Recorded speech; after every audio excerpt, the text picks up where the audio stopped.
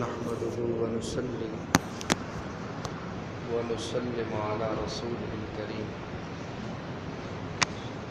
أما بعد فأعوذ بالله من الشيطان الرجيم بسم الله الرحمن الرحيم والعصر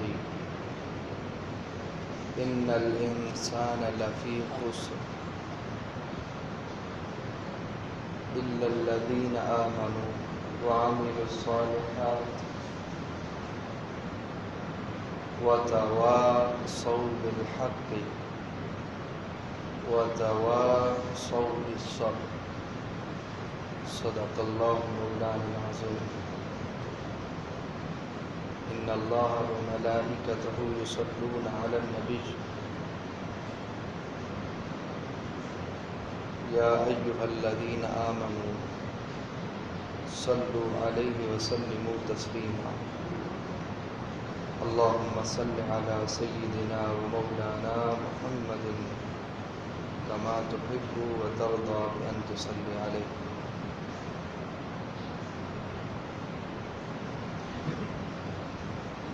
اللہ رب العزت کے فضل و احسان سے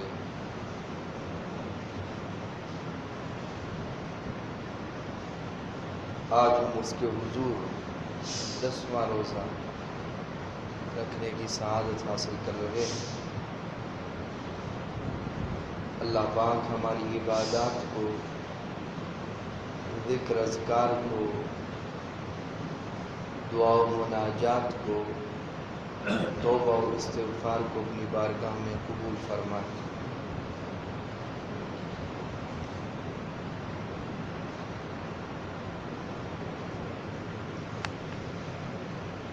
سورۃ العصر آج کی یہ ہماری دوسری سورت ہے.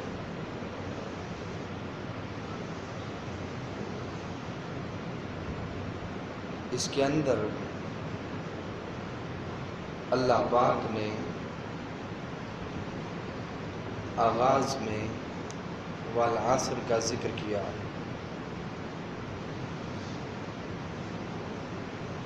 عصر کا معنی ہے زمانہ.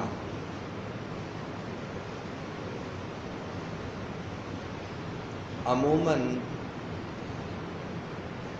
سورج ڈھلنے سے پہلے کا جو وقت ہے اسے لغت کے اندر عصر کہا جاتا ہے.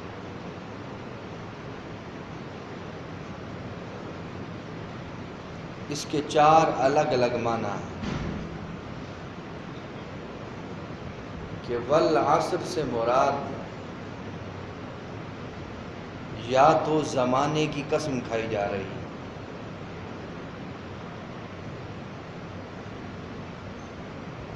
اور یا عصر سے مراد عصر کے وقت یعنی نماز عصر کی قسم کھائی جا رہی ہے، جو بڑی امپورٹنٹ ہے اس حوالے سے کہ حافظوا علی الصلوات والصلاة الوسطى وقوموا للہ قانتین.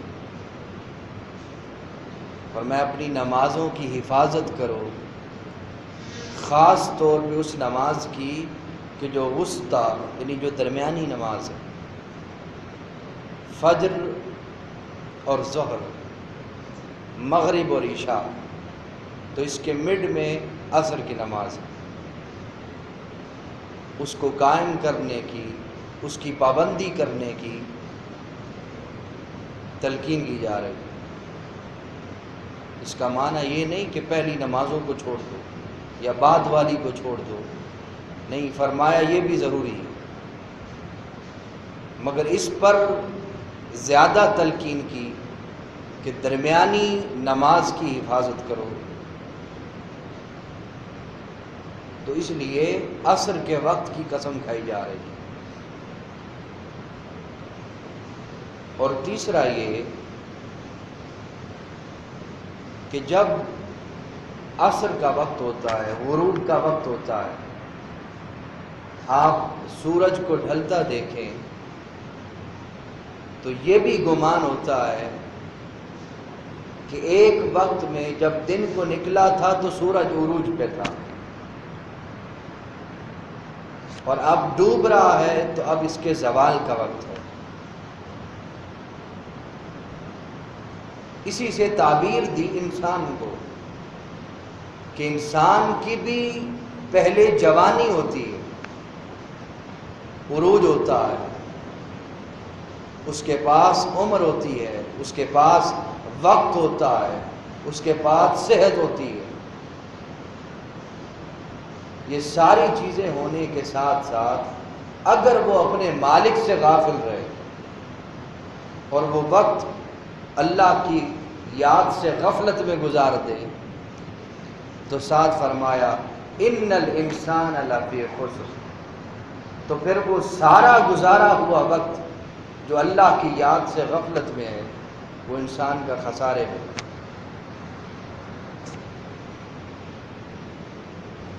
اور پھر یہ جو فرمایا کہ انسان خسارے میں ہے، تو آپ کی زندگی کا ایک منٹ جو پہلے گزر گیا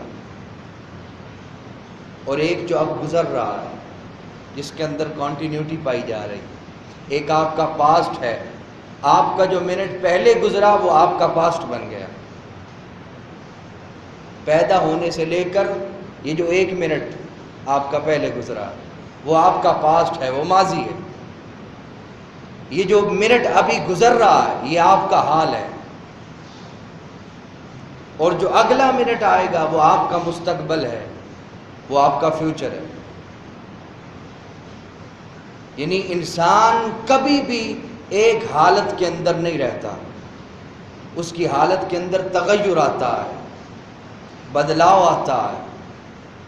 تو فرمایا ان الانسان لفی خسر، یہ جو دنوں کا تغیر دیکھتے ہو، یہ جو منٹ کا تغیر دیکھتے ہو، یہ جو سیکنڈز کا تغیر دیکھتے ہو، یہ کیا ہے کہ تمہاری عمر جتنا جتنا تم آگے بڑھتے ہو تمہاری عمر کم ہو رہی ہے، تم موت کے قریب جا رہے۔ تو اس لیے فرمایا کہ تمہاری زندگی جو گزر رہی ہے تم خسارے کی طرف جا رہے ہو، یعنی تم گھاٹے کی طرف جا رہے ہو، کمی کی۔ خسارہ بیسیکلی کہتے ہیں نقصان کو۔ یار مجھے فلاں کام کے اندر خسارہ ہو گیا، تو خسارہ ہو گیا مطلب کیا؟ یعنی مجھے نقصان ہو گیا، اس کے اندر گھاٹا ہو گیا۔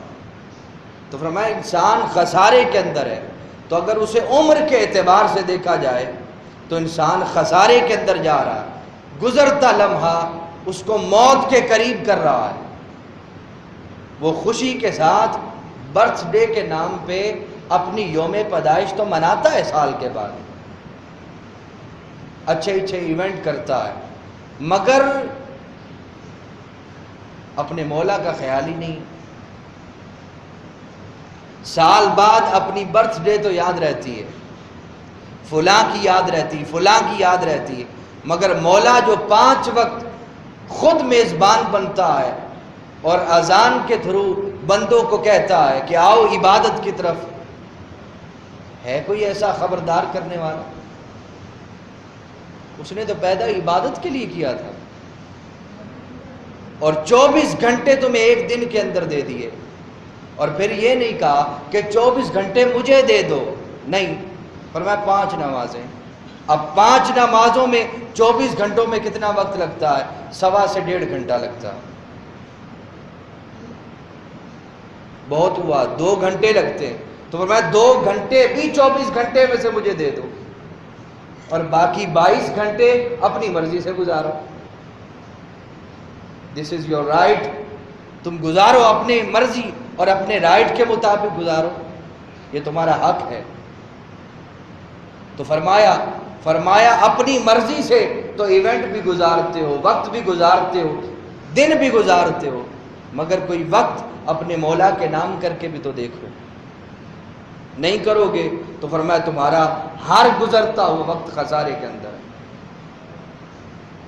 وہ ایجوکیشن کی جس ایجوکیشن کے اندر بھی مولا کا خیال نہیں، وہ ایجوکیشن بھی فائدے میں نہیں۔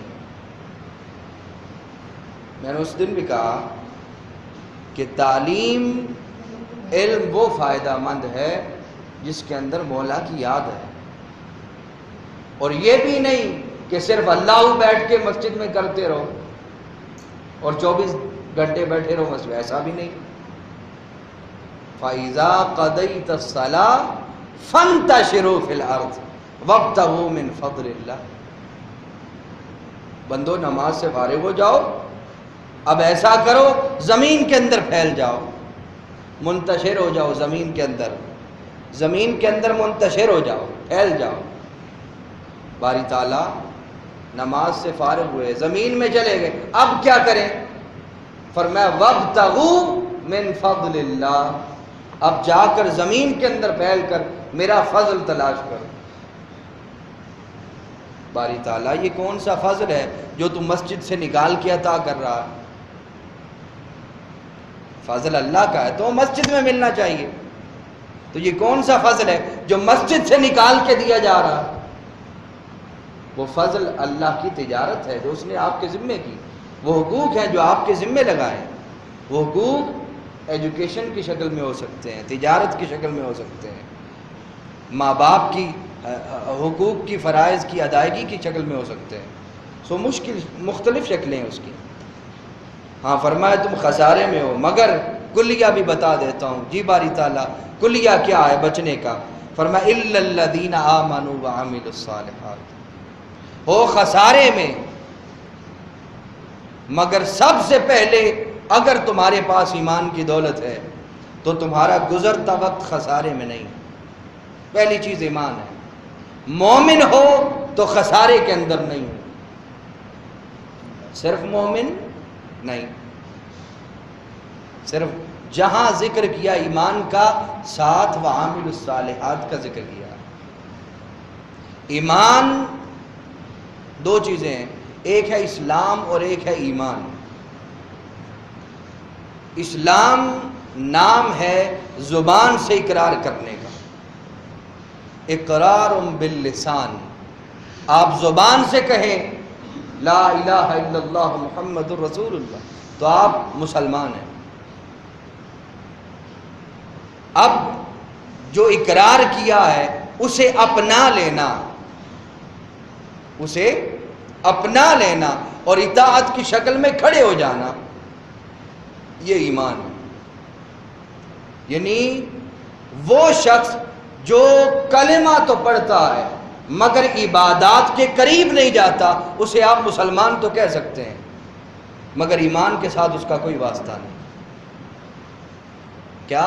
اس بات کو سمجھیں، جو صرف کلمہ پڑھے اور لوگوں کو گلی کوچے میں گھیر کر یہ کہتا پھرے میں مسلمان ہوں، ہاں بھئی تم مسلمان ہو، کیوں؟ تم نے اقرار کیا ہے زبان سے، یا ماں باپ کی طرف سے تمہیں اسلام کا تحفہ ملا، باپ مسلمان ہے تو گھر میں بیٹا پیدا ہوا مسلمان ہے تو باپ کی طرف سے مسلمان ہے، کلمہ پڑھنے کی بھی ضرورت نہیں۔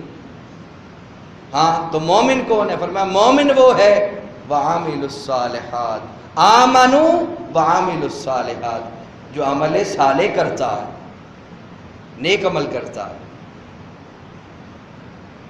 ہم مسلمان تو ہوئے وہ بھی نام کے، مگر ایمان اور ایقان والی چیزیں تو ختم ہو گئی۔ تو فرمایا ایمان تو لے آئے ہو مگر ایمان سے بات نہیں بنے گی، وہ اسلام سے بات نہیں بنے گی جب تک عمل صالح کو اپنا شعار نہیں بناتے، اللہ کی عبادت کے اندر پابند نہیں ہو جاتے۔ تو فرمایا وَتَوَاصَوْا بِالْحَقِّ، تیسری چیز فرمایا ایک دوسرے کو حق کی تلقین کیا کرو، حق بات کیا کرو۔ کیا؟ حق بات کیا کرو اور اس کی دعوت بھی دیا کرو۔ اب حق بات کیا ہے؟ اس پہ روایت ہے عبد بن حمید وابن جریر وابن ابی حاتم عن قتادہ فی قولہ قال ساعۃ من ساعۃ النہار وفی قولہ وتواصوا بالحق قال کتاب اللہ۔ فرمایا حق کیا ہے کہ جب ایک دوسرے سے تم ملو تو بات کرو تو قرآن مجید کے متعلق بات کرو، اللہ کی کتاب کی تلقین کرو کہ بھی پڑھا کرو، الماریوں کی زینت بنا کر گھروں میں سجا کے نہ رکھو. باپ مرا تو اس کو پڑھنے کے لیے نکال لیا، مگر جب ضرورت پڑی دینی احکام کے لیے تو کھولنے کی توفیق نہیں ہوتی. یہ سنیوں نے بھی کیسی رسمیں بنا دی ہیں، مجھے تو سمجھ نہیں آتی کہ ہم کیسے مسلمان اور سنی لوگ ہیں. قرآن کو محدود کر دیا ہے 40ویں کے لیے، قرآن کو محدود کر دیا ہے ساتے کے لیے، قرآن کو محدود کر دیا ہے موت کے لیے. یہ رسمیں غلط نہیں ہیں، مگر ان رسموں کے لیے صرف قرآن کو کھولنا یہ غلط ہے. باپ مرا قرآن پڑھ لیا، یہ 40ویں کے لیے قرآن اترا تھا، اس کے تو بھئی پورے احکام ہیں، اس میں سے تو 72,000 علم نکلتے ہیں، کبھی کھول کے دیکھو تو سمجھ میں آئے، مگر کبھی توفیق نہیں ہوئی. بس آتے 40ویں کے لیے سے رکھ لو، یہ کتاب اسی کے لیے ہے، نہیں اسی لیے نہیں ہے. وَتَوَاصَوْا بِالْحَقِّ، ایک دوسرے کو اس کی تلقین کیا کرو، پڑھو، اور ایسے نہ پڑھو کہ مغرو لاؤ، جو ساڑی زبان کے اندر مغرو لا دو، ایسے نہ پڑھو. جیسے مطالعہ پاکستان پڑھتے ہو ایسے نہیں پڑھنی، جیسے سائنس پڑھتے ہو ایسے نہیں پڑھنی، صرف پیپر دیا، ایگزام دیا، پاس کیا، بس پھر ہاتھ نہیں، ایسے نہیں. وہ دنیا کی بات ہے، مروا نہیں. مولا کی کتاب کو کھولو، پڑھو اور پھر سمجھو. یہ کہا وَرَتِّلِ الْقُرْآنَ تَرْتِیلًا، قرآن کو ٹھہر کے پڑھو. تو اس کا معنی کیا ہے؟ قرآن کو حضور سے فرمایا گیا قرآن کو آپ ٹھہر کے پڑھیے. تو اس کا معنی کیا ہے؟ اس کا معنی یہ ہے کہ آپ قرآن محبوب اس انداز سے پڑھیں کہ جب پڑھیں تو سننے والوں کو اس کی سمجھ بھی آئے، خود بھی سمجھیں اور لوگوں کو آپ کے پڑھنے کی سمجھ بھی آئے.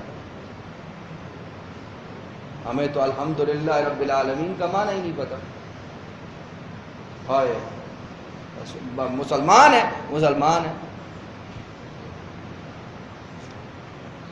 بس ہماری پریورٹیز کیا ہیں مجھے تو سمجھ نہیں آتی. وَتَوَاصَوْا بِالْحَقِّ، کتاب پڑھنے کی تلقین کیا کرو، حق کی تلقین کیا کرو. وَتَوَاصَوْا بِالصَّبْرِ، اور صبر کی ایک دوسرے کو تلقین کیا کرو، جو ہمارے اندر سے ختم ہو گیا ہے. بڑا چھوٹے کی بات سننے کو تیار نہیں.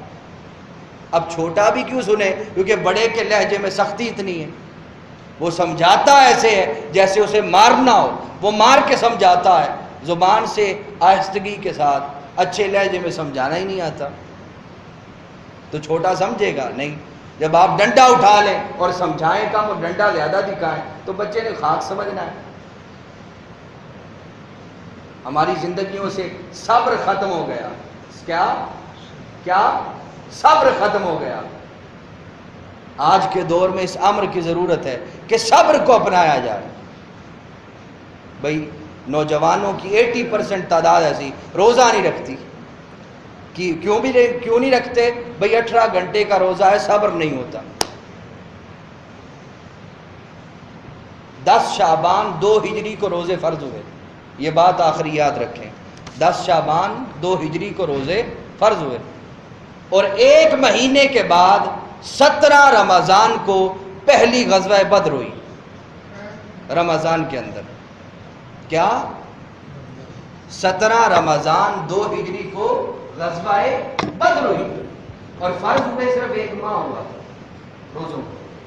اور یہ پہلا ابھی صحابہ کرام کا عملی طریقہ کار تھا روزے رکھنے کا. ادھر سے اعلان ہو گیا بدر کا، 17 رمضان مبارک کو مسلمان پہنچے. تو عرب کا جو نارمل ٹمپریچر ہے وہ 61 سینٹی گریڈ ہے. آپ کے کراچی کے اندر 45 ہوا تھا تو میرا پچھلے سال 1000 بات ہوگی. تو عرب کا نارمل ٹمپریچر جو ہے وہ 61 کے قریب ہے، 60-61 کے قریب، 55-60-61 یہ چلتا رہتا. اس وقت تو پنکھے بھی نہیں تھے، نہ لائٹ تھی، نہ روشنی تھی، یہ تو چیزیں ہیں نہیں. اور 60 سینٹی گریڈ کے اندر روزے کی حالت میں تلوار اٹھا کے میدان جہاد میں نکلنا یہ ہر کسی کا کام نہیں. پھر خوراک کے 700 صحابہ کرام رہتے تھے حضور کی مجلس میں. صحابہ صبح نے کہا جاتا فرماتے اس طرح وہ رہتے تھے کہ ایک دوسرے کے پیچھے چھپ کے بیٹھتے تھے. حضور فرماتے تم کیوں چپک کے بیٹھتے ہو؟ فرمایا حضور ہمارے پاس لباس بھی پورا نہیں. نہ خوراک پوری نہ لباس پورا. اب 61 سینٹی گریڈ کی گرمی کے اندر تپتے ہوئے صحرا پر انہوں نے تلوار اٹھائی ہے, روزہ رکھا ہے اور جہاد کر رہے ہیں. جب تک وہ کیفیتیں پیدا نہیں ہوں گی, جب تک وہ بیٹے, وہ نوجوان, وہ لوگ نہیں آئیں گے, اس وقت تک اسلام کا اچھا اثر نہیں ہوگا. جب تک ہم جیسے ناچیز, ناقص, کم عقل, کم سمجھ, جنہوں نے قرآن کو صرف 40ویں ساتھے کے لیے رکھ دیا, ایسے نوجوان رہیں گے تو اس کا بیڑا غرق ہوگا. اور اگر اس کتاب کو سمجھنے والے آئیں گے تو پھر اس کی شان اور عظمت بلند ہوگی. اس کو سمجھنے والے, اس پہ عمل کرنے والے آئیں گے, پھر اس کا مقام بلند ہوگا. اللہ پاک ہمیں سمجھنے کی, دین کو سمجھنے کی, اس کا تفہم حاصل کرنے کی اللہ توفیق عطا فرمائے.